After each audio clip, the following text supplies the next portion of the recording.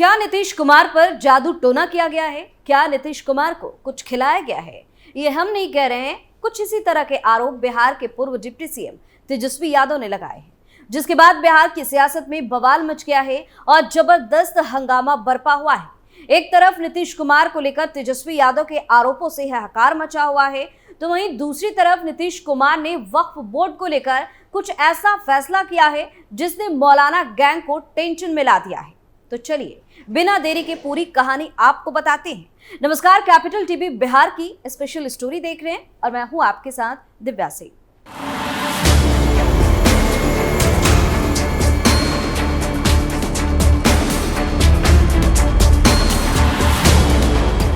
बिहार की सियासत में एक बार फिर से उबाल आ गया है, क्योंकि पूर्व डिप्टी सीएम तेजस्वी यादव ने कुछ ऐसा बयान दिया है जो काफी ज्यादा सुर्खियों में है और साथ ही गंभीर भी है।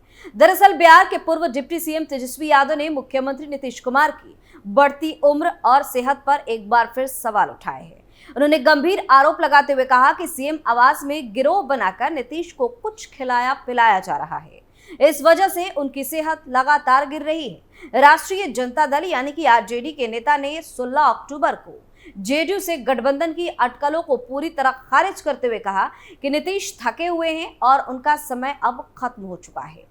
तेजस्वी यादव ने मीडिया से बातचीत में कहा कि नीतीश कुमार एक बार कुछ कह देते हैं, उस पर किसी को विश्वास नहीं होता है। वो बार बार कह रहे हैं कि अब गठबंधन नहीं बदलेंगे, हालांकि उन्हें बदलने के लिए कह कौन रहा है। जब नीतीश 2015 में उनके साथ थे तो कहते थे कि मर जाएंगे लेकिन कभी बीजेपी में नहीं जाएंगे, मगर वो एनडीए में वापस चले गए। फिर 2022 में दोबारा महागठबंधन में आए, तब भी वो कहते थे कि बीजेपी से उनका कोई लेना देना नहीं है। मुख्यमंत्री की विश्वसनीयता खत्म हो चुकी है।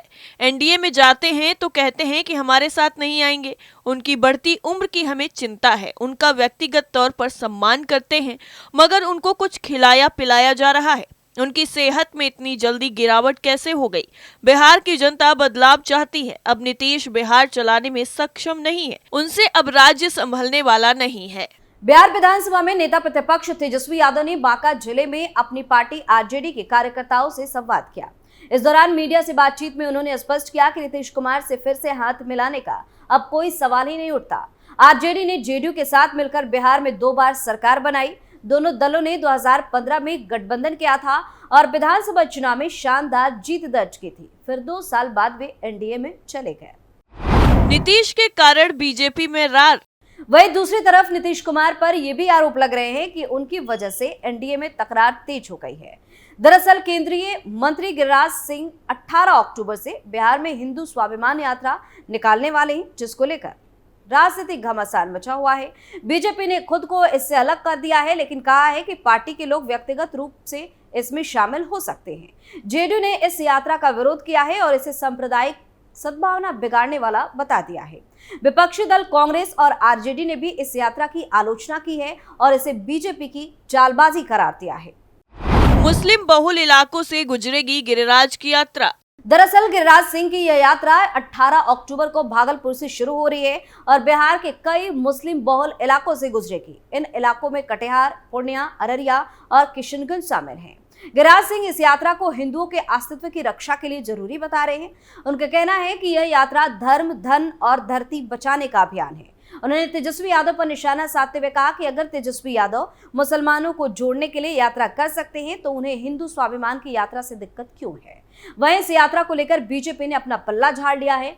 पार्टी के प्रदेश अध्यक्ष दिलीप जायसवाल ने कहा कि यह यात्रा गिरिराज सिंह की व्यक्तिगत पहल है और बीजेपी इसका हिस्सा नहीं है। हालांकि उन्होंने ये भी कहा कि पार्टी के सदस्य व्यक्तिगत रूप से इसमें शामिल हो सकते हैं। माना जा रहा है कि नीतीश कुमार की पार्टी का तेवर देख बिहार बीजेपी की तरफ से इस तरह का बयान सामने आया है। जेडीयू खुलकर कर रही विरोध। दूसरी तरफ जेडीयू ने इस यात्रा का विरोध किया है। पार्टी के राष्ट्रीय प्रवक्ता राजीव रंजन प्रसाद ने सवाल उठाया है, जब बिहार में सभी लोग सुरक्षित हैं और सांप्रदायिक सद्भावना कायम है तो इस तरह की यात्रा की जरूरत क्यों पड़ी। वहीं जेडीयू के दूसरे नेताओं ने भी इस यात्रा पर कड़ी प्रतिक्रिया दी है। गुलाम रसूल बलियावी ने कहा कि बुजदिल नेता ही धर्म के नाम पर लोगों को लड़ाते हैं। अल्पसंख्यक कल्याण मंत्री जमा खान ने कहा कि इस यात्रा को बिहार के सांप्रदायिक सद्भावना को बिगाड़ने का प्रयास नहीं होना चाहिए। विपक्षी दल कांग्रेस और आरजेडी ने भी इस यात्रा की कड़ी आलोचना की है। कांग्रेस नेता प्रेमचंद्र मिश्रा ने इसे पाखंड करार देते हुए सवाल उठाया कि जब बिहार में एनडीए की सरकार है तो हिंदू स्वाभिमान यात्रा की क्या जरूरत है। नेता प्रतिपक्ष तेजस्वी यादव ने बीजेपी पर निशाना साधते हुए कहा कि ये बीजेपी की चालबाजी है जो नफरत फैलाने का प्रयास कर रही है। बीजेपी की ध्रुवीकरण की राजनीति। दरअसल बिहार में अगले साल चुनाव होने वाला है। चुनावी साल होने की वजह से इस यात्रा के कई मायने भी निकाले जा रहे हैं। माना जा रहा है कि बीजेपी इस यात्रा के जरिए हिंदू वोट बैंक को साधने की कोशिश कर रही है। वहीं जेडीयू और अन्य दल इसे बीजेपी की ध्रुवीकरण की राजनीति बता रहे हैं। वक्फ बोर्ड पर नकेल कसने की तैयारी। इतना ही नहीं, एक तरफ बिहार में गिरिराज सिंह की यात्रा को लेकर बवाल तो है ही, वहीं दूसरी तरफ नीतीश कुमार के एक फैसले से हड़कंप मचा हुआ है। दरअसल बिहार में अल्पसंख्यक कल्याण विभाग ने वक्फ बोर्ड से जुड़ी सारी संपत्तियों का रजिस्ट्रेशन अनिवार्य कर दिया है। साथ ही वक्फ की देखभाल के लिए प्रबंध समितियां बनाने का भी निर्देश दिया गया है। विभाग के सचिव मोहम्मद सोहेल ने 16 अक्टूबर को हुई बैठक में ये निर्देश दिए। हज भवन में आयोजित बैठक में विभिन्न योजनाओं की समीक्षा की गई। छात्रावास योजना में छात्रों को प्रतिमाह 1000 रुपए का भुगतान सुनिश्चित करने का निर्देश दिया गया है। बैठक में सचिव ने कहा कि वक्फ की सभी संपत्तियों का रजिस्ट्रेशन और प्रबंध समितियों का गठन जल्द से जल्द पूरा किया जाए। अल्पसंख्यक कल्याण छात्रावास योजना, राज्य कोचिंग योजना, प्रधानमंत्री जन विकास कार्यक्रम, वक्फ विकास योजना, अल्पसंख्यक आवासीय विद्यालय योजना, मुख्यमंत्री विद्यार्थी प्रोत्साहन योजना और मदरसा सुदृढ़ीकरण योजना की भी समीक्षा की। अधिकारियों को भी कई निर्देश दिए। सचिव ने सभी जिलों को निर्देश दिया है कि अल्पसंख्यक कल्याण छात्रावास योजना के तहत चल रहे सभी छात्रावास अपनी पूरी क्षमता के साथ संचालित हो। छात्रावासों में रहने वाले छात्रों को हर महीने 1000 रुपए की आर्थिक मदद, 9 किलोग्राम चावल और 6 किलोग्राम गेहूं यानी कुल 15 किलोग्राम अनाज समय पर मिले, यह सुनिश्चित करने के निर्देश भी दिए गए हैं। इतना ही नहीं, जिन जिलों में लड़के और लड़कियों के लिए छात्रावास बनाने के लिए जमीन नहीं है, वहां जिलाधिकारी से जमीन उपलब्ध कराने का प्रस्ताव विभाग को भेजने को कहा गया है। लोगों की जमीनों पर अवैध कब्जा। दरअसल अभी पिछले महीने बिहार से कुछ ऐसी खबर सामने आई थी जिसके बाद वक्फ बोर्ड को लेकर चर्चाओं का बाजार गर्म हो गया, क्योंकि बिहार की राजधानी पटना से सटे फतुहा के गोविंदपुर गांव के लोगों की पुश्तैनी बाप दादा की जमीन पर अचानक सुन्नी वक्फ बोर्ड की तरफ से नोटिस दिया जाता है कि गांव की जमीन वक्फ बोर्ड की है और इस पर अवैध कब्जा किया गया है, इसे 30 दिन के भीतर खाली कर दे। लोग अभी समझ पाते उससे पहले पटना डीएम का भी आदेश जारी होता है कि यह जमीन वक्फ बोर्ड की है और इसे जबरन कब्जा किया गया है, उसे खाली कर दिया जाए।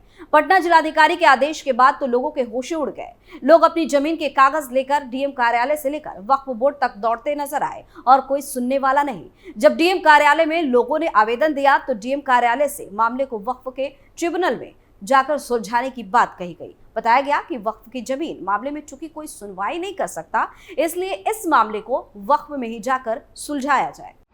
वक्फ के पास जमीन के कोई सबूत नहीं।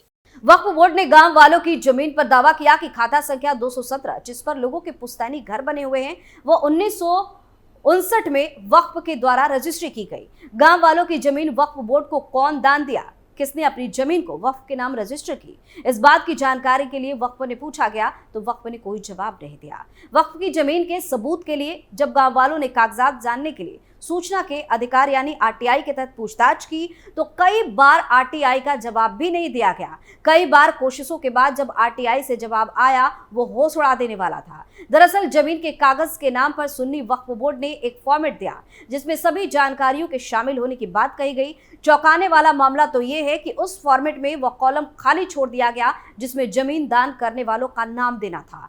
जमीन को किसने दान किया ये जानकारी सुन्नी वक्फ बोर्ड ने नहीं दी। फतवा के हिंदुओं की जमीन वक्फ द्वारा हड़पने की खबर वायरल होने के बाद नए वक्फ बोर्ड संशोधन विधेयक को लेकर बनाए जाने वाले कानून के लिए बनी जेपीसी की टीम ने फतवा पहुंचकर मामले का जायजा लिया और पूरा केस समझा। बिहार के सांसद और जेपीसी के सदस्य संजय जायसवाल की गवाही में टीम फतुहा पहुंची और गांव वालों से मिलकर तमाम कागजात को देखते हुए पड़ताल की गई।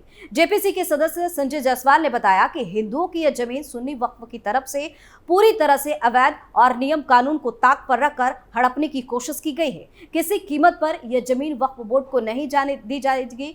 फतुहा के इस मामले को केस स्टडी के रूप में जेपीसी में पेश किया जाएगा और गांव वालों को गवाह के तौर पर दिल्ली जेपीसी के सामने बुलाया जाएगा, जिसके बाद अब वक्फ बोर्ड को लेकर नीतीश सरकार का फैसला सुर्खियों में है। स्पेशल स्टोरी में फिलहाल के लिए इतना ही। देखते रहिए कैपिटल टीवी बिहार। नमस्कार।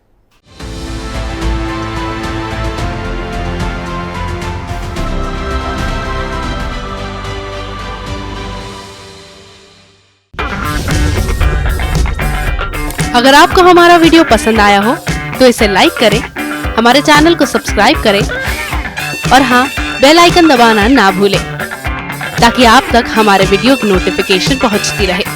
आप अपना सुझाव हमें कमेंट बॉक्स में दे सकते हैं। हमारे साथ जुड़ने के लिए शुक्रिया।